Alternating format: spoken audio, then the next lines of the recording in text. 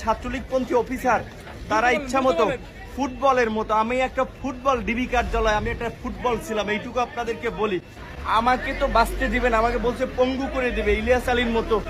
যদি আমি ওদের গরু ছাগলের মতো ঝুলাইয়া কারেন্টের শক দেয় এবং সিনিয়র জুনিয়র নাই, চট থাপ্পড় গরুর মতো হাত পাও বাইন্দা পিটাইতেছে, কেন রাজনীতি না করে অনেকের কাছে মুসলেকা চায়,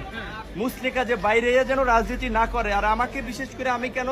নির্বাচনে গেলাম না, 12 কোটি টাকা আমার অফার দিয়েছে, স্বরাষ্ট্রমন্ত্রী বাসায় নিয়ে গেছে, তারপর আমি কেন নির্বাচনে গেলাম না, শেখ হাসিনাকে নিয়ে গালিগালাজ করি, বক্তব্য দেই সরকারকে নিয়ে, এই কারণে আমাকে যারা ছাত্রলীগপন্থী অফিসার তারা ইচ্ছা মতো ফুটবলের মতো, আমি একটা ফুটবল ডিবি কার্যালয়, আমি একটা ফুটবল ছিলাম, এইটুকু আপনাদেরকে বলি। এখনো যদি আমার প্রস্ত শরীর এই যে দাগ এখনো এই শুকায় নাই, এই এখনো শুকায় নাই,